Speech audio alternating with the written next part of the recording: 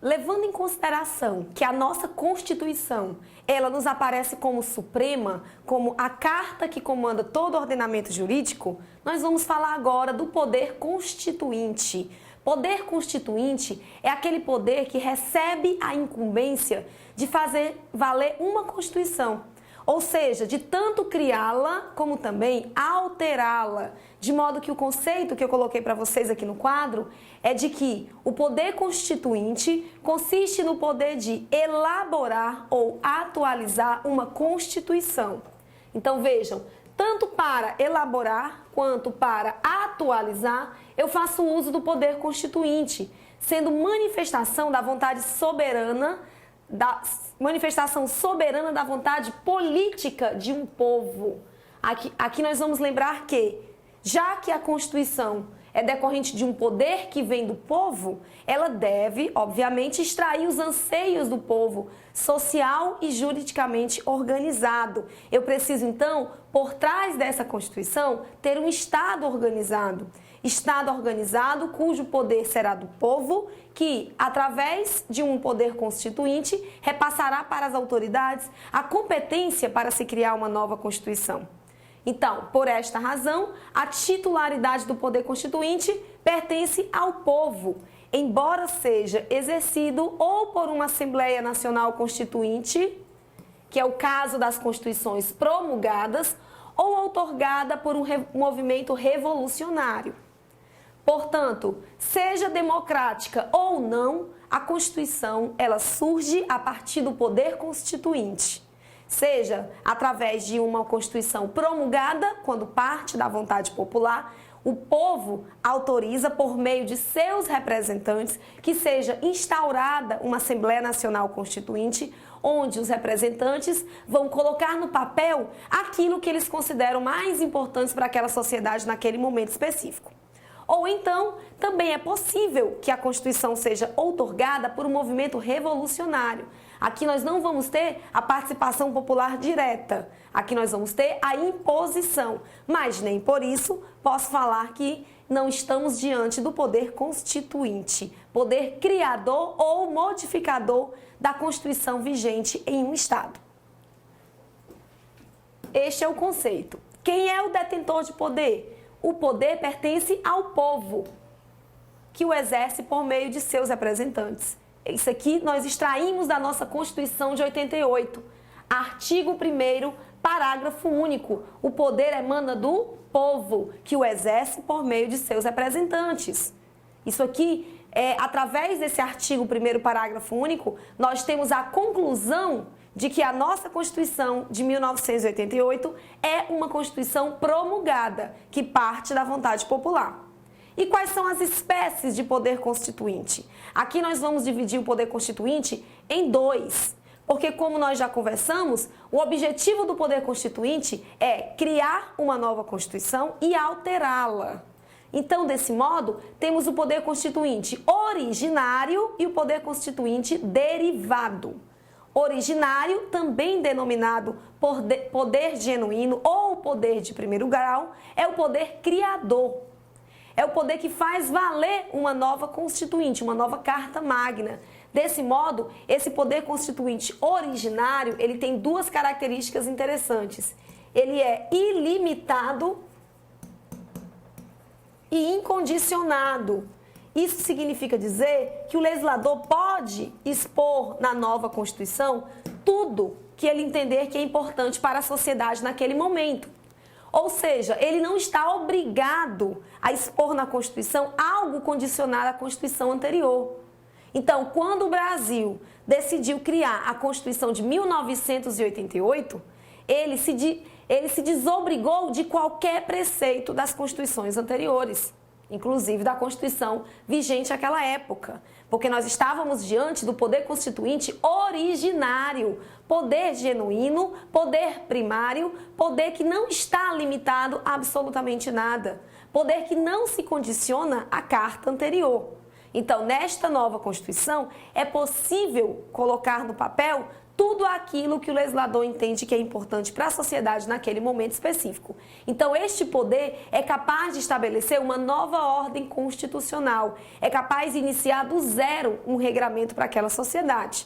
Por isso que é um marco muito importante, a criação de uma nova Constituição através do poder constituinte originário. Então, temos uma conformação de um novo Estado. Rompe-se, então, com a ordem constitucional anterior. São as características do poder originário. Temos ainda que esse poder originário, ele tanto pode ser histórico, como ele pode ser revolucionário. Poder constituinte originário histórico é aquele capaz de editar a primeira Constituição do Estado, ou seja, de estruturar o Estado pela primeira vez. Como já foi dito anteriormente, para que uma Constituição exista, faz-se necessário um Estado formado. Por quê? Porque para a existência de uma Constituição, pressupõe-se a existência de um poder constituinte. E para a existência do poder constituinte, pressupõe-se o Estado. O Estado que foi criado pelo homem para garantir os anseios sociais, porque nós vivemos, no passado, num período de autotutela, em que cada um cuidava de sua própria vida. Então, quando o homem notou que não era autossuficiente, ele buscou a criação de uma figura protetora de todos, chamada de Estado. Estado que busca a criação do poder constituinte e que é através desse poder que temos uma Constituição. Se essa Constituição for a primeira, estamos diante de um poder constituinte originário histórico. Entretanto, nas próximas Constituições, nós estaremos diante de um poder constituinte revolucionário. São todos aqueles posteriores ao histórico que rompem com a ordem anterior e instauram uma nova ordem. Temos, então, a Constituição de 1988, aqui no Brasil, que não é a nossa primeira Constituição. Na verdade, já é a 7ª Constituição brasileira. Já passamos por constituições ditatoriais, constituições republicanas, imperiais, Constituição do Estado Novo, Constituição Militar. Então, rompemos com todas essas constituições e, através do poder constituinte originário revolucionário, ilimitado, incondicionado, o legislador de 1988, através da Assembleia Nacional Constituinte, que teve poderes indicados pelo povo, promulgou a Constituição Federal de 1988. Constituição, portanto, que representou um marco zero, não no sentido de que ela é a primeira Constituição brasileira, porque ela não é, mas representou um marco zero no sentido de que, a partir dali, nós temos uma nova ordem constitucional. A partir daquele momento, surgem preceitos novos acerca do novo Brasil, acerca daquilo que nos espera em relação aos direitos previstos constitucionalmente. Poder, portanto, revolucionário. Então, além do poder constituinte originário, nós temos também o derivado. Aqui é a segunda espécie de poder constituinte. No poder derivado, eu parto do pressuposto de que já existe uma Constituição vigente e o objetivo do legislador não é acabar com aquela Constituição, pelo contrário. O objetivo é adequar a Constituição à sociedade daquele momento. Ele entende que a Constituição atual está de acordo com os anseios, mas eu preciso adequá-la porque a sociedade muda. E a Constituição, obviamente, tem que seguir os preceitos sociais. Então, surge o poder constituinte derivado, também denominado poder instituído, constituído, secundário ou poder de segundo grau.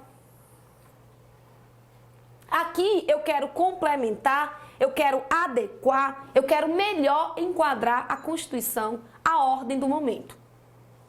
Temos que esse poder constituinte derivado, ele também se divide em algumas espécies. A primeira delas chama-se poder constituinte derivado reformador. Vejam, reformador é aquele criado pelo legislador constituinte originário para reformular as normas constitucionais. O meu objetivo aqui é modificar. Essa reformulação só se dará através de emendas constitucionais. Isso aqui nós já conversamos nas aulas anteriores. Seguindo a teoria de Hans Kelsen, que trata de um conceito mais jurídico de Constituição, nós temos que a Constituição é a norma máxima, ela é a suprema. ela está no topo do ordenamento jurídico, de modo que ela comanda todas as demais espécies normativas. Então, por esse motivo, uma forma de resguardar essa Constituição é evitar que ela receba modificações com frequência. Modificações que venham a mexer, inclusive, com a sua parte estrutural, com a sua razão de ser. Então, desse modo, cria-se o poder constituinte derivado reformador que admite alterações constitucionais, porém somente mediante um processo solene e dificultoso de alteração, chamado emenda constitucional. Emenda constitucional que, diferente das demais espécies normativas, ela possui um procedimento que vai evitar que a Constituição possa receber alterações supérfluas, alterações frequentes que acabem por prejudicar a proteção, o fortalecimento dessa Constituição. Então, somente por emenda altera-se a Constituição pelo poder constituinte derivado reformador. E como se dará essa emenda aqui no nosso país? Vamos ver aqui no quadro. A emenda constitucional, portanto, é a única forma de alterar a Constituição e na nossa Constituição de 1988, ela está prevista no artigo 59, 60, a partir do artigo 59 da Constituição Federal de 88. É a única forma de alterar a Constituição, mas justamente para protegê-la é que existem as limitações ao poder de emenda, ou seja, dificuldades que foram impostas pelo legislador constituinte para resguardar o direito previsto constitucionalmente. São 3 limitações. Vamos para a primeira. Primeira limitação ao poder de emenda constitucional. A primeira limitação consiste nos quórums de instauração e aprovação da emenda, que vai torná-la mais dificultosa. Começamos pelo quórum de instauração. Não é qualquer pessoa que pode propor uma emenda constitucional. Somente 3 autoridades: presidente da República, 1/3 dos deputados federais ou senadores, ou então mais da metade das assembleias legislativas do país por maioria relativa de seus membros. Portanto, diferente de uma lei ordinária ou de uma lei complementar, onde qualquer pessoa pode propor, a emenda constitucional só pode ser instaurada, só pode ser proposta ou pelo presidente da República, ou 1/3 dos deputados ou senadores, ou então mais da metade das assembleias legislativas do país por maioria relativa dos votos. É um quórum dificultoso. É dificultoso porque aqui não é para aprovar, aqui é apenas para propor. Porque uma vez instaurada, uma vez proposta, eu ainda tenho quórum de aprovação.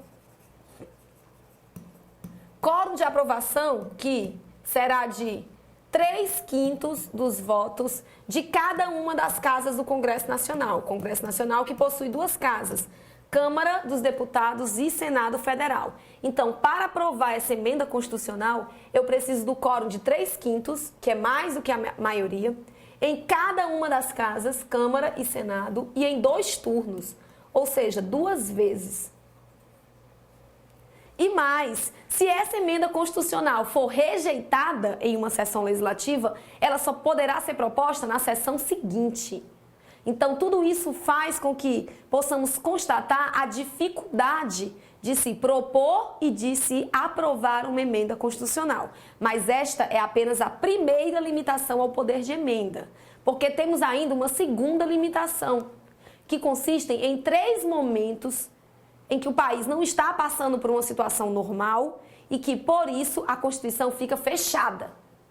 O legislador decidiu que naquelas 3 situações não é possível fazer qualquer alteração na Constituição. Que momentos são esses? Vamos para a segunda limitação. Temos aqui 3 situações excepcionais. Temos o estado de sítio, estado de defesa e a intervenção federal. Isso aqui é algo que protege a sociedade como um todo. Porque imaginem que, se estamos numa situação crítica, é possível, então, que, se nem os direitos fundamentais estão sendo respeitados na sua integralidade, o que diria o legislador que poderá simplesmente alterar um direito de forma arbitrária. Então, não é possível. Durante esses 3 períodos, não é possível fazer qualquer emenda à Constituição. E a terceira e última limitação ao poder de emenda, temos aqui 4 matérias que não podem ser abolidas da Constituição de forma alguma. São as chamadas cláusulas pétreas, cuja previsão constitucional nós encontramos no artigo 60, parágrafo 4º da Constituição Federal. 4 matérias que não podem ser abolidas por emenda constitucional. São os direitos individuais, lá do artigo 5º, direitos e garantias individuais do artigo 5º, direito à vida, liberdade, igualdade, segurança e propriedade.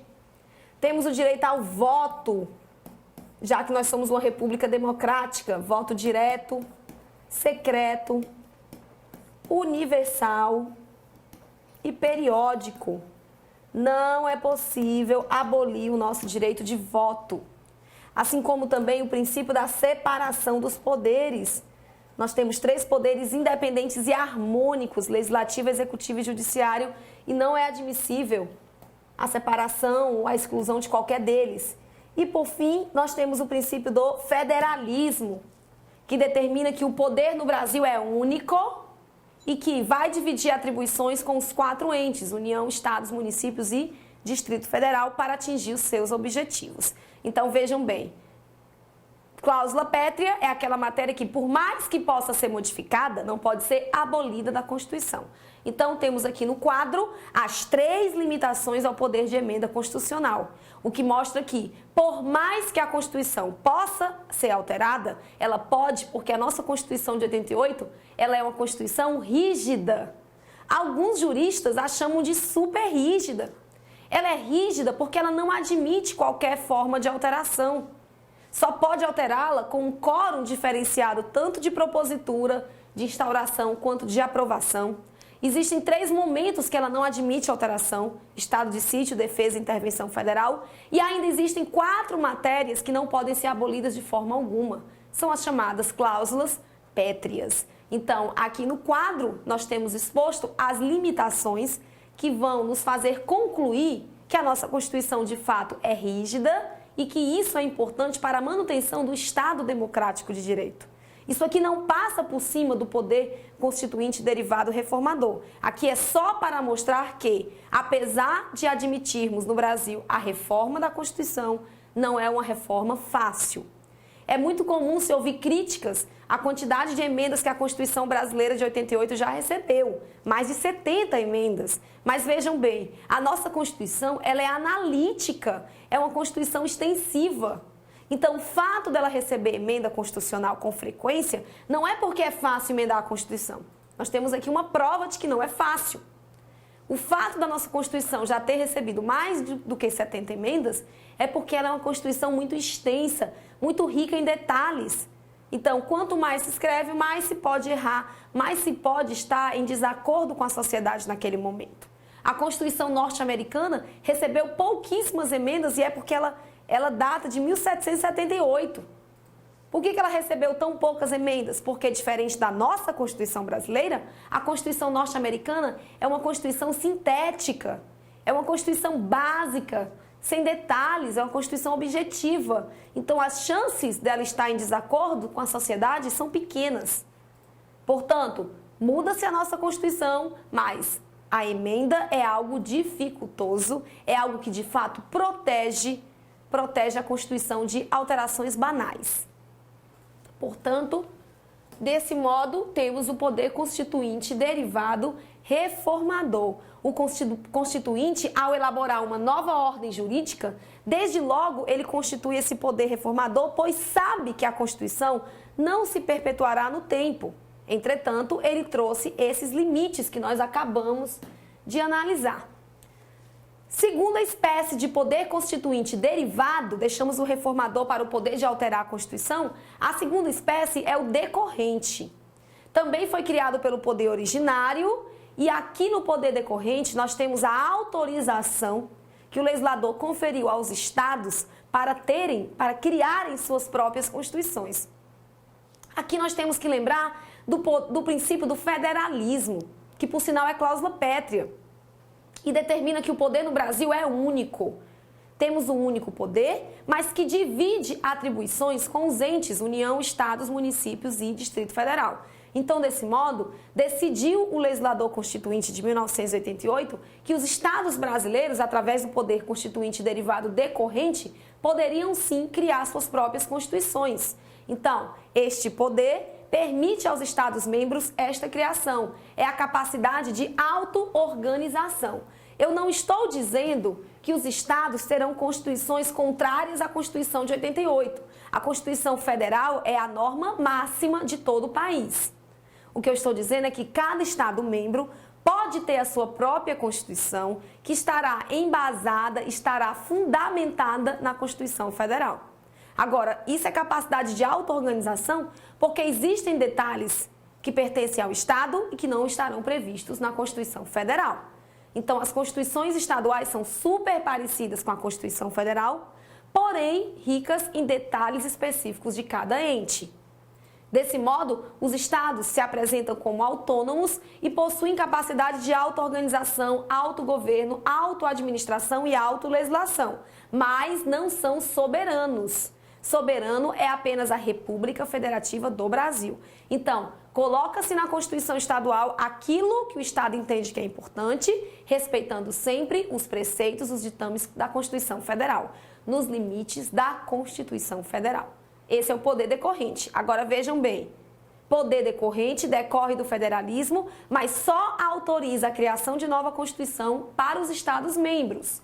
Só que quando eu falo em federalismo, eu tenho 4 entes: União, Estados, municípios e Distrito Federal. Ocorre que o poder decorrente só autorizou os estados a criarem suas próprias constituições, porque os municípios e o Distrito Federal, eles não terão Constituição, e sim lei orgânica, que vai regulamentar a matéria de seu interesse. Então, é só um detalhe aqui. E por que é que o município não tem Constituição? Porque, na verdade, o legislador constituinte ele foi muito cauteloso em relação ao município. Alguns juristas chegaram até o ponto de dizer que o município não é ente federativo. Porém, os tribunais já se manifestaram de forma contrária. O município é ente federativo, sim. Temos 4 entes federativos. O fato do legislador constituinte não ter conferido alguns direitos ao município, como uma Constituição própria, um Ministério Público próprio, a capacidade de legislar concorrentemente, a possibilidade de ter tribunais de contas próprios, além daqueles que já existiam à época da Constituição, um poder judiciário próprio. Vejam bem, nada disso o município tem. Agora, o fato do legislador não ter permitido ao município tais direitos não é porque o legislador não entende que o município seja ente federativo. Na verdade, foi cautela do legislador constituinte. Porque para ele, uma coisa é controlar 26 estados, 26 constituições. Outra coisa é fiscalizar mais de 5.000 municípios. Ficaria algo impossível. Então, desse modo, o legislador constituinte decidiu que, apesar do município ser autônomo, ter capacidade de auto-organização, de autolegislação, ele está vinculado ao Estado para algumas matérias, como, por exemplo, Poder Judiciário, Ministério Público, Tribunal de Contas. Existe um vínculo. Portanto, Constituição própria, apenas os Estados-membros. É a nossa segunda forma de poder constituinte derivado. E a terceira e última é o poder constituinte derivado revisor, também chamado de poder anômalo de revisão ou revisão constitucional anômala. O que é que nós temos então? Este poder ele foi estabelecido com o intuito de adequar a Constituição à nova realidade que a sociedade apontasse como necessária. Aqui você pode estar pensando, professor, é a mesma coisa do poder constituinte derivado reformador? De forma alguma. No poder constituinte derivado reformador, eu parto do princípio de que por mais que a Constituição seja rígida, de que por mais que eu precise garantir a segurança jurídica, a Constituição pode ser alterada. Ela vai ser alterada sempre que for necessário. Ela vai ser alterada exclusivamente por meio de um processo solene e dificultoso de alteração, que se dará através de emenda constitucional. Esse é o poder constituinte derivado reformador. Aqui no poder revisor, eu não estou fazendo alterações na Constituição que sejam necessárias para manter a sociedade. Aqui, na verdade, foi estabelecido com o intuito de adequar a Constituição à realidade da sociedade. Vamos entender a situação. Em 1988, foi instaurada uma Assembleia Nacional Constituinte, onde os representantes do povo se uniram durante um determinado período de tempo para discutir o que era mais importante para o Brasil naquele momento. Eles eram os representantes do povo. Tínhamos juristas, economistas, tínhamos sociólogos, pessoas que colocaram no papel aquilo que eles entendiam que eram os anseios populares. E desse modo, a Constituição brasileira foi promulgada no dia 5 de outubro de 1988. Promulgada porque parte da vontade popular. Agora, parte da vontade popular através dos representantes. Mas vejam bem, publica-se a Constituição e a população não se sente satisfeita com algo que o legislador colocou no texto. Então, desse modo, faz-se necessário uma revisão para saber se, de fato, o legislador constituinte entendeu o que era que a sociedade necessitava naquele momento. De modo que, enquanto que o poder constituinte derivado, reformador, não tem prazo, ele pode acontecer enquanto a Constituição estiver em vigor, ou seja, eu posso emendar a Constituição de 88 a qualquer momento, desde que eu tenha o quórum de instauração e de aprovação.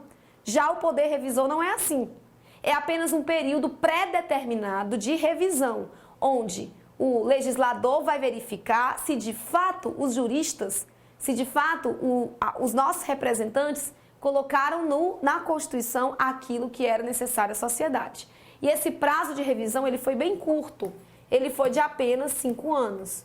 Então, de 1998 a 1993, a nossa Constituição passou por revisões para melhor adequá-la à realidade que a sociedade apontasse como a necessária. Já através do poder constituinte derivado reformador, é permitido que a Constituição seja constantemente reformada por meio de emenda constitucional. Aí só um último detalhe. Enquanto que o poder constituinte originário, ele é ilimitado, incondicionado, este poder constituinte derivado, seja ele reformador, decorrente ou revisor, ele é um poder condicionado e limitado à ordem constitucional anterior. Então, ele tem que estar obrigatoriamente de acordo com os preceitos anteriores. É possível, então, complementar a Constituição que estava vigente. Não é possível impor algo contrário a ela.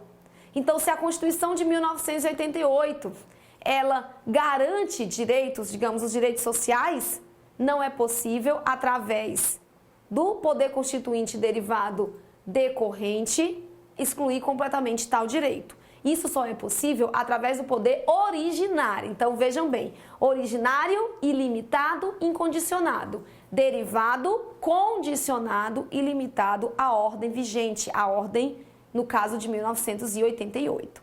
E posso alterar, então, a Constituição através do derivado, tanto por meio de reforma, por meio do decorrente ou do revisor. 3 situações.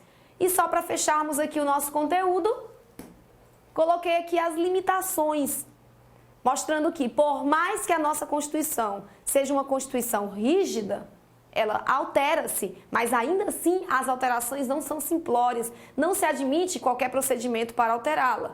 Quais são, então, as nossas limitações ao poder de reforma que se dá por meio de emenda constitucional?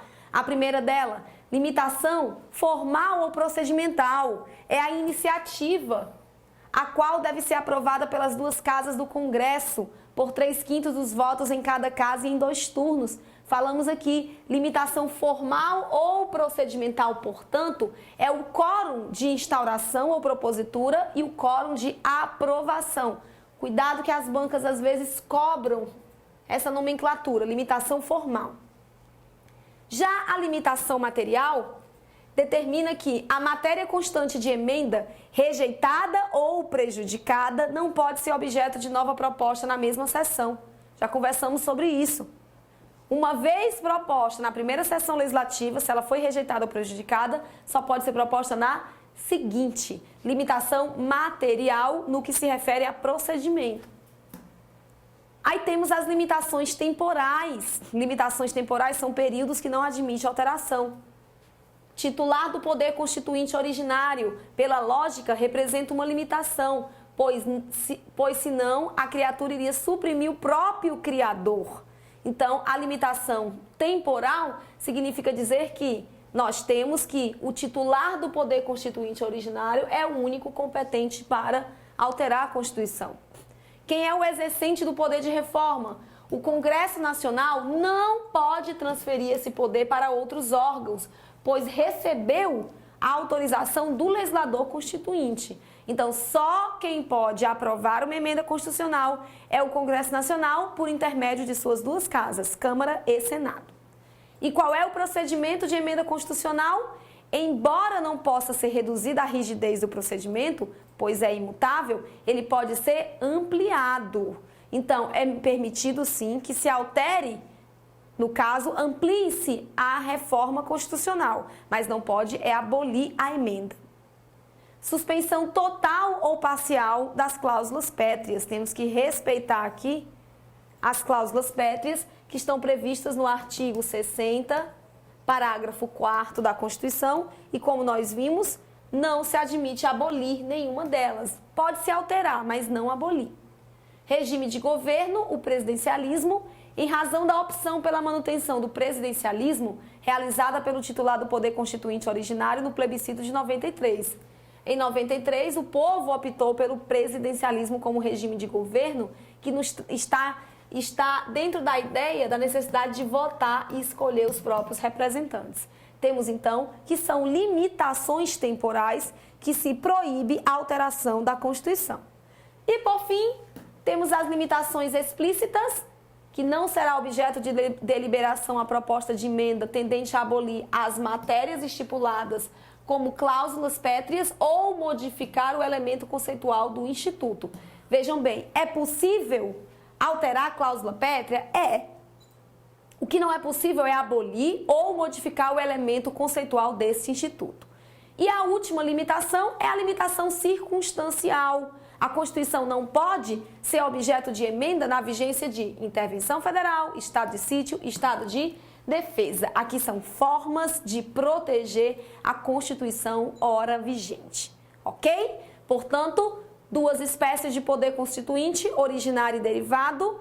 É importante que vocês conheçam as formas de derivação do poder constituinte, que é o poder de reforma, é o poder decorrente e o poder de revisão. E lembrar que, devido à rigidez constitucional, não se admite qualquer tipo de reforma. Existem as limitações. Acabei de identificar para vocês e coloquei no quadro também que são 3 limitações básicas, ok? Com isso, nós concluímos essa proteção que existe sobre a Constituição e já podemos, então, já estamos aptos a ingressar no estudo do texto da Constituição de 1988 e é o que nós vamos fazer a partir do nosso próximo encontro. Mais uma vez, obrigada e até a próxima.